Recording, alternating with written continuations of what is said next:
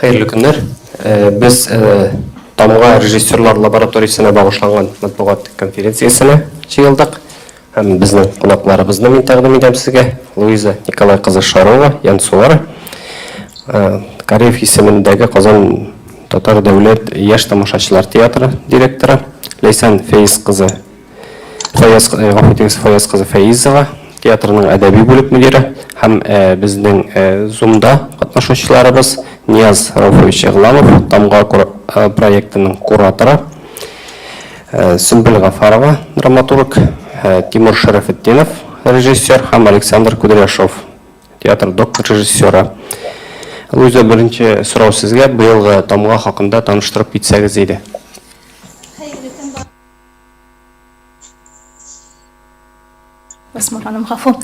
Хайырлы күн барыгызга да. Быелгы Тамга белән таныштыра башлаганча, аның турында сөйләшүгә күчкәнче, бераз гына үткәнгә борылып, узган елгы Тамга турында безнең видео отчет бар иде, шуңа күз салып үтәргә чакыра идем, чөнки бу лаборатория инде шушы 2 ел эчендә үз традициялары һәм үзенең тарихын туплап килә торган лаборатория. Әйдәгез экранга күз салып алыйк әле.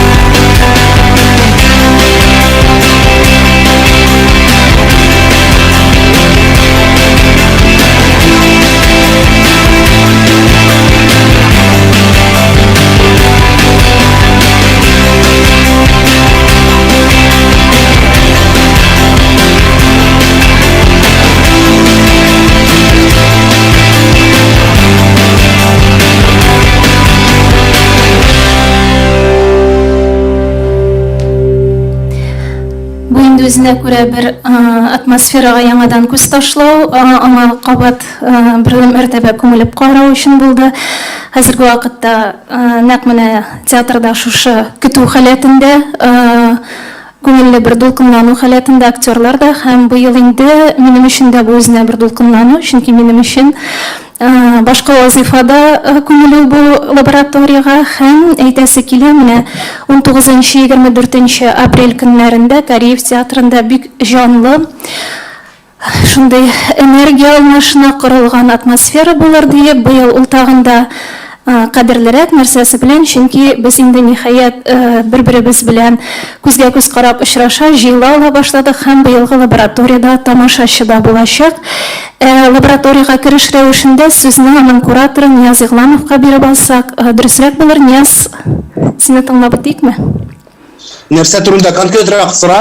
Силя иҗади итеп әйтә. Лабораторияның принциплары хакында. Лабораторияның принципы. Быел без мәктәп темасына багышладык лабораторияны, чөнки мәктәп ул бик шундай күп кырлы төшенчә, аның төрле мәктәпләр төрле вакыйгалар булырга мөмкин. Ниләр белән, укучылар белән, укытучылар белән. Һәм мәктәп темасы ул бик якын яшь тамашачы театрының тамашачысына. Шуңа күрә менә без мәктәпкә багышладык, мәктәп темасына һәм кайбер әсәрләрне үзебез тәкъдим иттек режиссерларга, кайбер әсәрләрне алар үзләре безгә тәкъдим иткәннәр һәм без ризалаштык. Менә ничектер менә ул әйтик күбрәк үсмерлек, әгәр мәсәлән былтыргы лаборатория ул күбрәк татар әкиятләр, халык әкиятләренең нигезендә ясалган булса, быел без менә һәм ул теге балалар 6+ нигә градациягә туры килгән быелгы лаборатория ул бераз олырак балалар өчен булыр дип уйлыйм. Ләкин кызык булырга тиеш bütün балаларга. Чөнки балай әйтеп булмый, мин каршы менә шушы мин беләм, мин аңлыйм, мин театрда, дәүләт театрда эшләгәч, мин аңлыйм, кирәкле чарадыр. Ләкин үзем шәхсән үземә мин аны минемчә менә мәсәлән мин 4 яшемдә, 5 яшемдә ниндер олылар өчен спектакльләрне карадым, рәхәтләнеп, яратып. Мин әйтмим, һәрбер кеше шулай булырга тиеш. Ләкин кемдер 17 яшьтә аның теге үз аны 6 яшьлек баланың кебек кемнеңдер гомердә ул теге үсмер булып кала. Кешеләр бик төрле, шуңа күрә менә шушы градациялар, алар без аларны рекомендация итәбез генә, тәкъдим итәбез. Инде калганнар, олылар инде алар инде үзләре хәл итәләр. Үз балаларны кая җибәрергә, нинди спектакльләргә алып барырга, минемчә монда ата-аналардан күп нәрсә тора. Менә шул бу концепция турында һәм аның теге үзенчәлекләр турында. Һәм инде режиссерлар турында 2 тапкыр басмас өчен режиссерлар эшсе дә бик кызыклы яшь режиссер.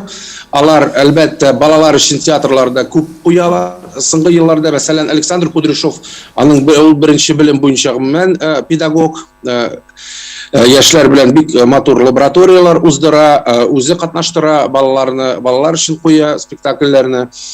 Тимур Шәрәфетдинов, ул Үзбекстаннан үзе, чыгымы буенча татар, ләкин әлбәттә бераз урыслашып инде Мәскәүдә ятып күптән, һәм аны без бераз теге бәлки татар мөхитенә кайтарырбыз дип өметләнәм.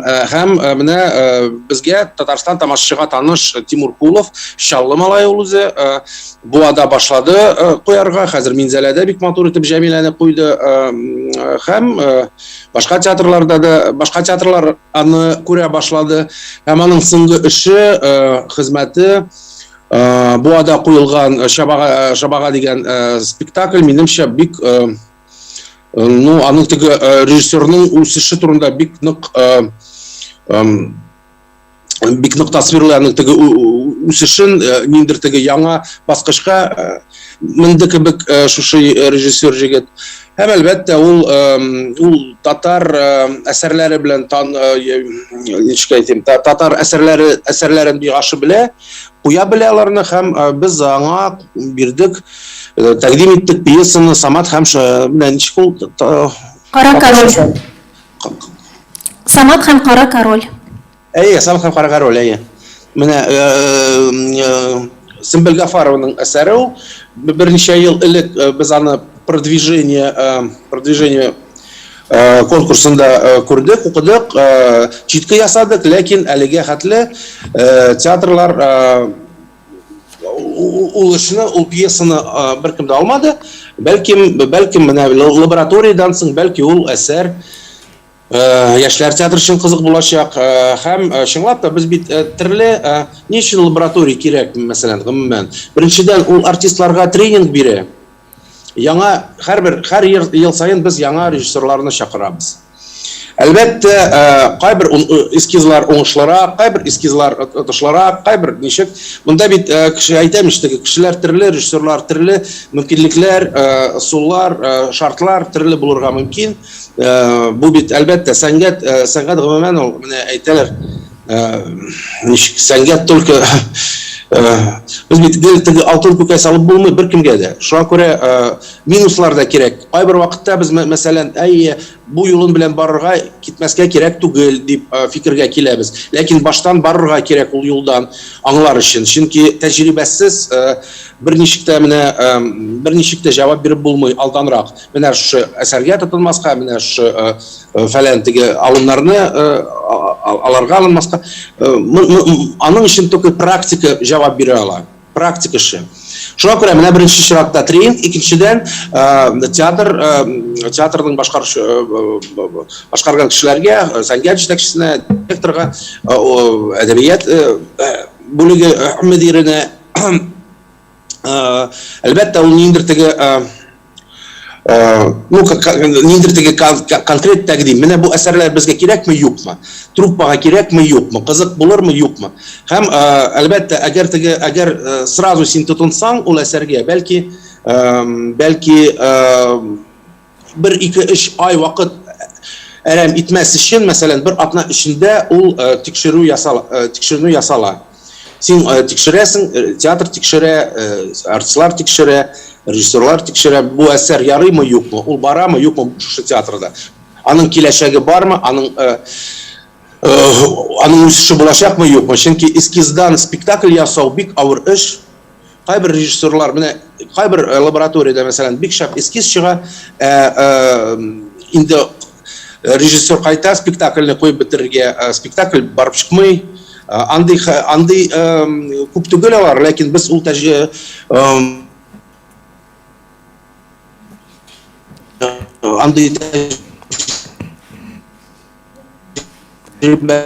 Регламент. Лафу телефоннан шалтыраткан. Менә кыскасы шул инде. Нияз, мин өлдереп алыйм әле алай булгачтан. Менә Нияз әйтеп үткәнчә инде, сайлаган вакытта без шулай да кеше яшьтәгәрәк аудиторияны күздә тотып сайланды. Нәкъ менә әйтеп үтелгән Сөмбел Гафарованың Самат һәм Кара король дигән пьесасы.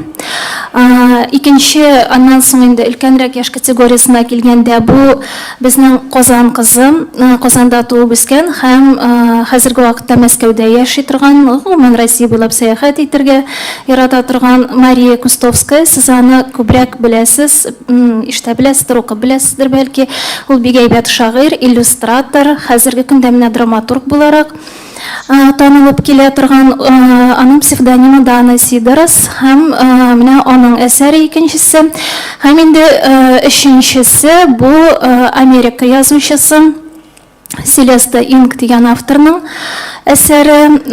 Һәм бу әсәрне сайлаган вакытта без өлкәнрәк өченче градация дип әйтгәндә аудиторияны күздә тоттык. Бу «Все, чего я не сказала» дигән әсәр.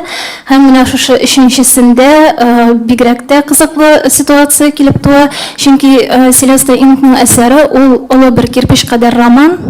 Һәм бу романнан шушы 10 көн эчендә шагыйрь, тәрҗемәче, безгә барыбызга да яхшы таныш булган Алена Каримова 34 битлек шундый әйбәт кенә инде пьеса чалымнарын алып килгән сценарий әзерләде. Ягъни ул аны драматургик материал буларак хәстәрләде. Һәм менә бу үзенә күрә әле лабораторияның алдындагы бер эксперимент булды. Һәм Селеста Ингның шуны да әйтергә кирәктер. Безнең өчен ул шуның белән дә бик кадерле, чөнки бу романның әле рус аудиториясына да тәкъдим ителгәне юк сәхнәләргә, гомумән сценарий форматына. Ул бездә турыдан-туры беренче тапкыр тәкъдим ителә. Һәм бу автор нәрсәсе белән дә кызыклы, аның буенча соңгы елларда бик аның тирәсендә бик күп шау-шулар бара. Аның «И повсюду тлеют пожары» дигән әсәре буенча сериал төшерелде һәм ул бүгенге көндә шактый яшьләр, яшүсмерләр тематикасына кагылышлы шундый актуаль проблемаларны күтәргән автор буларак билгеле. Ләйсән, бәлки сөйләп китерсез, ни өчен бу әсәрләр сайланды? Бәлки менә әсәрләрне санап киттеләр. Ни өчен менә шушы әсәрләр? Сезнең фикерегез ничек? Луиза Николаевна, исәнмесез, җавап бирде инде бу сорауга дип уйлыйм. Без бөтенебез Нияз да әйтте аны, бергә уйладык, режиссерлар белән уйладык. Лаборатория үсә бара бит инде, икенчесе менә хәзер Аллага шөкер. Шуңа күрә тәҗрибәбез дә күбәя, зурая. Беренче эскиз Сөмбел Гафарованыкы ул 6+, кичкенәләр өчен. Икенчесе «Всем, кого касается, сезгә дә кагылса» дигән исем таптык без аңа. Ул 12+ итеп бара. Материалы буенча сөйлим менә бит, режиссерлар эшләгәч әле карарбыз, ничегрәк килеп чыгар. Һәм икенчесе 16+, анысы инде яшүсмерләр өчен, яшьләр өчен. Текстлар буенча шулдыр. Серне бөтенләй ачып бетермәскәдер дисең. Әйе. Анда эскиз тудырганда әле ул үзгәреп бетергә. Режиссерларның күз аллауы белән төрле метаморфозлар кичерергә мөмкин. Безгә үзебезгә бик кызык. Артистлар көтә лабораторияны, шуңа күрә әзерләнәбез, шатланабыз. Безнең Zoom буенча элемтәдә Сөмбел Гафарова бундамы? Элемтәдәме Сөмбел Гафарова? Хәерле көн, исәнмесез? Хәерле көн. Сөмбел, сез дә үзегезнең фикерегезне белдерсәгез иде, бу менә үзегезнең әсәрне алынуны сез ничек кабул иттегез? Һәм ничек бәялисез? Без экранда күрә алмыйбызмы Сөмбелне?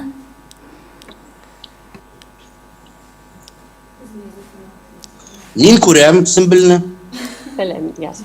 Әйе, минем әсәрне алгач белгәч мин инде бик каты шатландым, куандым. Сезгә бик зур рәхмәт. Һәм кабат аны актарып, кабат укып чыктым. Һәм инде шуны аңладым, мин күбәй берне үзгәртерим бу пьесада. Чөнки хәзерге вакытта мин шул сюжетка нигезләнеп повестьта язам балалар өчен. Һәм күп төрле детальләр уйлап таптым, бөтенләй башка бер повесть килеп чыга кебек. Һәм ул детальләрне, мөһим детальләрне шул пьесага да кертеп җибәрсәк, бәлки, тагын да кызыграк булыр иде. Моны ничек тә булса эшләп буламы? Сезгә шундый сорау. Сөмбел театрга кил, әйдә бергә эшлибез. Чөнки Сөмбелне театрга тартып чыгарып булмый. Ул гел зумаша яки онлайн гына. Ярый инде, күп балалы анага авырдыр. Бу режиссердан сорарга кирәктер. Ничек режиссер бит по согласованию инде җитәкчеләр белән үзгәрешләр кертә. Сөмбел үзең аңлыйсыңдыр. Аны бит Ләйсән кертмәс, син кертмәссең, режиссер белән уртак телен тапсагыз гына. Сөмбел килергә кирәк. Син аңладың инде. Форсаттан файдаланып. Тимур белән бергәлектә, белмим, минемчә, әлбәттә, ну хәзерге заманада менә шулай ук Zoom'да сөйләшеп буладыр бит. Теләк булсын гына, нәрсәдер, ниндидер үзгәрешләр кертергә, ниндидер теге ниләрне. Ну, режиссерны беренчедән, чөнки ул бит шушы текстта нигезләнеп уже үзенең концепциясын тудырдыдыр. Ул бит алар бит әзерләнеп киләләр режиссерлар. Алар Алга таба кертелә. Бу процесс әле булыр дип уйлыйм, чөнки сез әле анда кайнашачаксыз. Беренче адымнардан ук башларга кирәк. Ул бит режиссер бик хәрәкәтле кеше, хәрәкәттәгел. Әгәр син кызыклы бер тәкъдим ясасаң, ул бәлки ризалашыр да синең белән. И с нами режиссер Александр Кудряшов, да? Хәрәкәттәге режиссер Александр Кудряшов. Александр Кудряшов. Давайте немножко его по-русски. Саша, говорили о том, что режиссеры очень подвижные, они приезжают с готовой концепцией, с готовым разбором пьесы, но при этом готовы менять все по ходу. И вообще, что ты думаешь о лаборатории, какие у тебя, собственно, мысли, планы? Только не рассказывай. Рахмат, Нияз, Виксур. Да, есть один спойлер, я его рассказывать не буду. Здравствуйте все. По поводу лаборатории, у меня вообще всегда есть простое убеждение, что режиссер – это профессия, где надо ориентироваться сразу и на местности, поэтому обычно концепция сталкивается с действительностью, с такой, какая она есть, и это замечательно, и мне просто очень интересно. Вот это мое основное ощущение, и в моих планах приехать и как бы те свои наработки, которые у меня появились за время работы над материалом, как-то расширить за счет общения с артистами и дальнейшего их изучения. Ну, это я достаточно общо сказал, но если говорить конкретно про пьесу, то я вот вчера искал еще материал для одной лаборатории, и тоже детской. Мне показалось, что во многих пьесах такого возрастного ценза лежит проблема дискоммуникации. И я сейчас как бы очень остро ее наблюдаю, и не только между разными поколениями, но и между людьми просто. И вот и у Даны Сидерес это тоже присутствует даже внутри одного класса.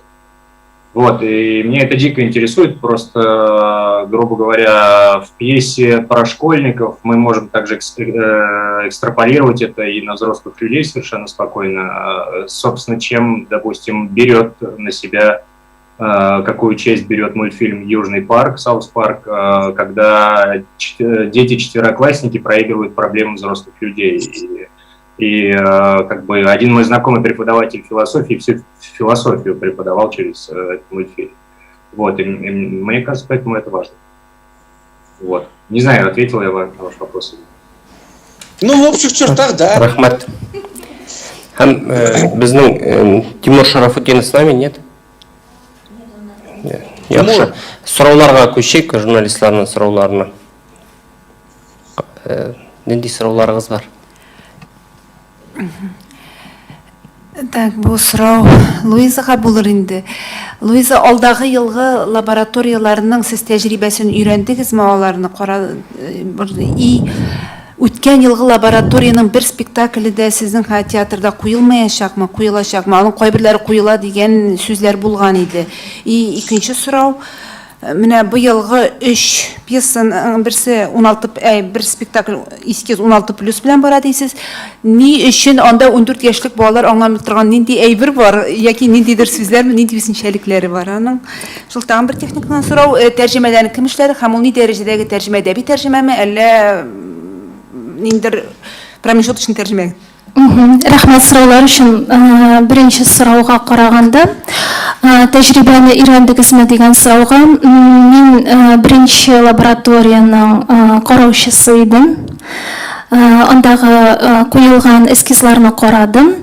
Осыған елгі лаборатория білен мен онлайн ғана таныш едім, һәм қазір енді меңа ол лабораторияның эскизларын, қалған материалларының, міне шыннан келіп театр портфеліне қойған материалларны айрым-үйренерге туры келеді, чөнки бұл қазір біздің күн өзегінде тұрған премьераға әзірлене тұрған материаллар. Міне біз қарап өттік бит инде видеороликта Марфаның әсері Марфа қойған эскиз Камыр Батыр біздің әзірлене қойыларға тұра. Һәм алтын шешне. Міне біз әзірлейбіз, Дөресаның премьерасы біраз шегірілді, ол біздің иртәрәк булырга тиеш иде, ләкин ул ел азагынарак күчерелде. Мен сез әйткән сорауга минем җавабым ул һәрвакыт лабораторияларда куелган эскизлар, лабораторияларда эшләнгән эскизлар, алар театр портфеленә керергә тиеш дип исәплим. Әлбәттә, инде театрның ихтыяҗларына һәм куйган стратегиясенә бәйле рәвештә. Һәм без менә быелгы лабораторияга сайлаган вакытта да, Нияз да, мин дә, Ләйсән дә һәм шул ук вакытта режиссерлар үзләре дә кат-кат берничә безнең һәрбер менә яшь аралыгына куелган әсәрләр арасында без берничә варианттан сайладык һәм безгә туры килгәнрәген, безгә кулайрак булганына тукталырга тырыштык. Һәм киләчәктә алар да безнең шулай ук сәхнәгә күтәрелә торган пьесалар дәрәҗәсенә җитәр дип өметләнәбез. Икенче сорауга килгәндә, искә төшерегез икенче сорауны зинһар. Бер эскиз 16+ дип куелган. Бу нәкъ менә мин әйткән Селеста Инкның әсәре 16+ дип куелган. Ни өчен 16+ дип куелган? Моны әле режиссер эшләгән вакытта Ләйсән әйткәнчә, ул ниндидер үзгәрешләр режиссерның күзаллавы буенча үзенең чагылышын алыр. Селеста Инк әсәрендәге проблематика ул шактый җитди, анда иммиграция проблемасы да бар. Әйтик, менә теге инде көнүзәк мәсьәләләрдән алганда ул үзе катнаш никах мәсьәләсе да бар. Иммиграция дигәндә ул үзе Гонконгтан күчеп килгән, Америкага күчеп килгән иммигрантлар гаиләсендә туып үскән кыз. Һәм ул һәр интервьюсында гадәттә әйтергә ярата булай диеп: әгәр дә мин үсеп үземнең балачагыма ниндидер акыл һәм хис аркылы үтеп үземнең балачакта кичергән кичерешләремне дөрес юлга кертеп җибәрмәсәм, дөрес юнәлеш алмаган булсам, бәлки мин ул травмалар белән мәңге яшәгән дә булыр идем. Ләкин мин ул травмаларны җиңеп фәлсәфи карашка килүем белән бәхетле дип әйтергә ярата ул. Шуңа күрә ул шактый авыртулардан корылган әсәр, авырта торган темаларга сөйли торган әсәр, һәм без инде аны 16+ дип куярга булдык шуңа бәйле рәвештә. Анда әле ниндидер чернухалар, ниләр юк, Рузилә, юк. Ләкин анда үлем темасы бар. Һәм ул шактый катлаулы үлем темасы. Тәрҗемәләр мәсьәләсендә әйткәнемчә, Селеста Инкның әсәрен эшләде Алена Каримова. Хәзер без аның тәрҗемә өлешенә филологик белеме булган кешене җәлеп иттек. Безнең 2 вариант бар. Аларны лаборатория башлангачны әйтербез кемнәр икәнен. Дана Сидоросның әсәрен безнең тәрҗемә итте Булат Гатауллин. Ул аны шундый яратып, эшенә күмелеп, төннәр йокламыйча тәрҗемә итте. Бик тәмле, шактый үтемле тел белән тәрҗемә ителгән әсәр. Ләйсән белән без тарадык. Рәхмәт. Нияз Рафович нәрсәдер әйтәсе килгән иде? Юк. Юкмы? Яхшы.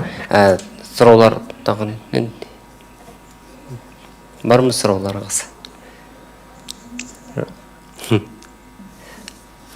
Biz şu kadar anlayışlı etip сөйләгәнбез демәк. Сорыйм. Владислава Куприна һәм Анна Казарина килә дигән тәнкыйтьчеләр. Булар ТЮЗ буенча ниндидер белемнәре бар, ниндидер тәҗрибәсе булган тәнкыйть.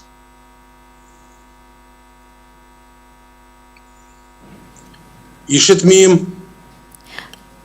Критиклар буенча сорау. Владислава Куприна һәм Анна Казарина ТЮЗ белемнәре бармы аларның дип сорый Рузилә. Соң әлбәттә. ТЮЗ буенча Куприна тәҗрибәләр. буе Мәскәү ТЮЗында эшли, Гинкоста зафлит булып. Әлбәттә бар. Казарина ул хәзер иң балалар театры өчен иң зур экспертлардан берсе. Менә 2нче ел рәттән ул 3нче ел рәттән детский уикенд дигән программаны, махсус программаны җыялтын битлектә. Надежда Стоева белән бергә һәм әлбәттә ул профессиональ җәмгыятьчелектә балалар һәм курчак театры буенча бик зур белгеч дип санала. Ну, яшьләрдән инде әлбәттә.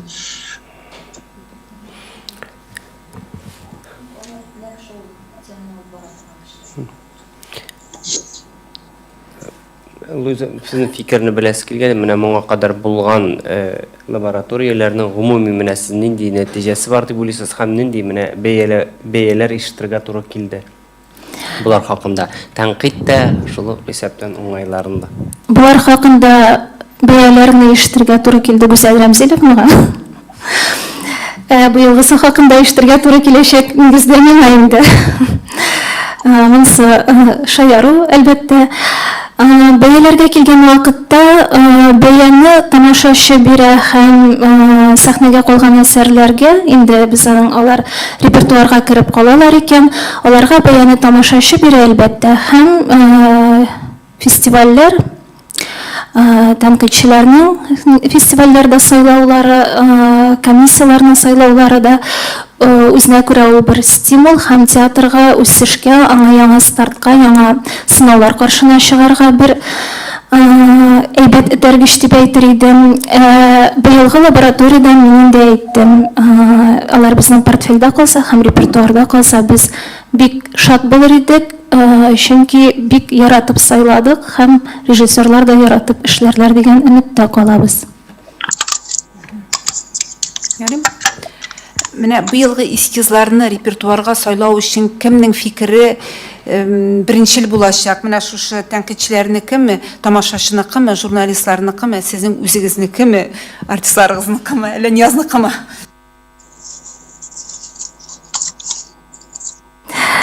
Эскизлар вакытында миңа калса, без алар турында сөйләшү вакытында без ниндидер нигез фикерләргә килә алырбыз дип уйлыйм. Дөрес әйтелде монда, ул бит әле эскиз үзенә күрә бер импульс, аның башлангыч бер этабы дип әйтсәк дөрес була микән инде.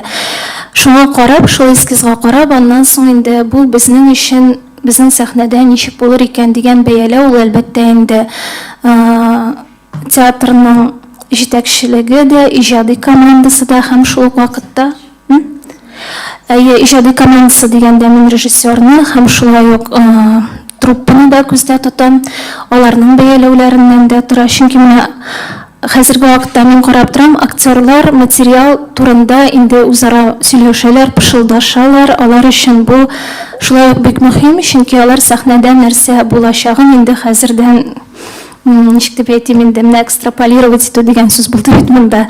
Шулайрак итеп күрәләр, өметләнәләр, дулкынланалар. Миңа калса, бу безнең театрның уртак бер фикере булыр. Тамашачыга йөз тоту ул шулай ук театр стратегиясы. Бер сүз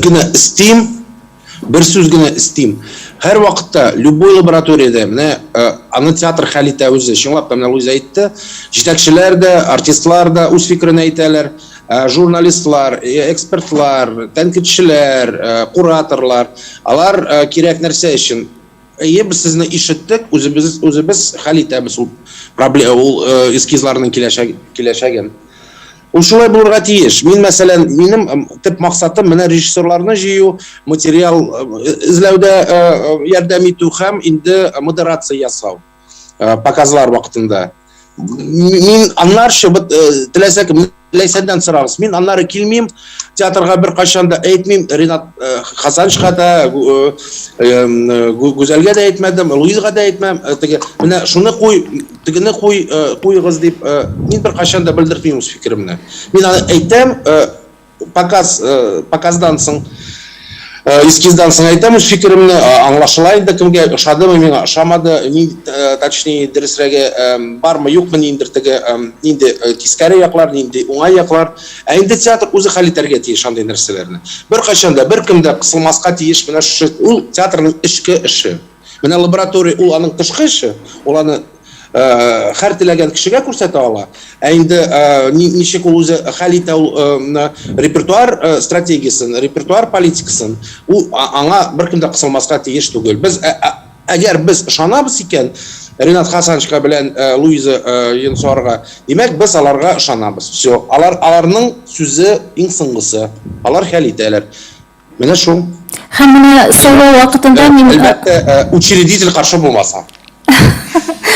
Һәм менә сайлау вакытында Ринат Хасанович белән дә сөйләшкән вакытта менә Нияз әйткән фикерне тагын җипләп басым ясап үтәсем килә. Без менә барыбыз бергә җыелышып утырдык. Нияз һәм театрда Ләйсән, мин, Ринат Хасанович. төп нокта, төп сөйләшү ноктасы булды бу әсәрләр һәм бу режиссерлар безгә нәрсә бирә ала һәм без ничек итеп менә мәйдан бирә алабыз шушы продукт дип атарга буладыр инде продуктның тууы өчен диеп һәм шуңа күрә мин бик рәхмәтле Нияз сиңа да һәм Ренат абыйга да ләйсән белән без хәзер инде бу әсәрләрнең эчендә кайныйбыз. Мәктәп темасын Үзегезгә рәхмәт. мәктәп темасын Бәрәкәт, бәрәкәт. Ренат Хасанович үзе тәкъдим иткән иде мәктәп темасын. Дөрес. Ул аның идеясы. Һәм менә монда мәктәп дигән вакытта гына бәлки шуны да басым ясап үтәсем килә. Бәлки эскизларны карарга килгән тамашачы кая соңында мәктәп дигән сорау белән шул сорауны көн үзәк итеп куярга мөмкин. Чөнки мәктәп дигәндә без аңларга тиешбез ул мәктәп партасы артында гына утырып, дәресләрдә утыруда гына сүз бармый. Без аны шуңа күрә дә мин мәктәп һәм дөнья дигән шундый киңрәк колач белән алдык, теманы шулайрак атадык. Бу очракта инде шактый монда четерекле сораулар уята торган моментлар бар. Без балалар белән ни дәрәҗәдә беләбез бүгенге баланы, без ни дәрәҗәдә беләбез үзебезне, ни дәрәҗәдә без коммуникацияне ләйсән әйтеп киткәнчә кора алабыз бер-беребез белән һәм ул үзебезгә карата да әти-әниләр буларакмы, өлкән кешеләр кайчандыр бала булган өлкән кешеләр өчен үзенә дә яңадан бер борылып карау ноктасы булыр дип ышанасы килә. Сезне көтеп калабыз. Тагын әйтергә онытканбыз, эш эскизны күрсәткәч, аннары нәтиҗәләр ясап, берәр түгәрәк өстәлме, ниндидер шундый сөйләшү булачак бит. 24 показлар. 19-ннан башлап 24-нә хәтле бара лаборатория. Сен түгәрәк өстәл 24-сендә була. Показлардан. Соңгы эскиздан соң? Александр, для вас тоже скажу, с 19 по 24 идет лаборатория, и 24, когда мы покажем все, 3 эскиза покажем, и после этого будет подведение итогов и разговор о детском театре, детской драматургии в виде круглого стола. Ну, паблик-толк назовем это. Да. Давайте назовем. Не будет красного стола круглого. Просто поговорим. Мы сами будем круглым столом. Потому что мы потом не соберем никого. Надо сразу после обговорить последний эскиз, буквально 3-минутный перекур, и, по-моему, так надо сделать. По-фуйтегис. Рахмат. Чисто технически. Сіз бір іштан планеркада Шундай шәп булды онлайн җыелышу. Кайчан җыелышыр идегез әле? Тагын шул шатландыра, лаборатория уже кызыксыну уятты, безгә Уфадан киләләр тәнкыйтьче һәм студентлары алып килә Айсылу Сагитова. Театр белгече Айсылу Сагитова һәм аның шәкертләре, яшь критиклар. Башкортстаннан. Безгә махсус киләләр карарга. Вот шулай. Сораулар бармы? Рәзилә беттеме? Яхшы. Сораулар булмаса, фикерегезне, тәкъдимнәрегезне әйтегез журналист. Бик зур рәхмәт барыгызга да. Күрешкәнче.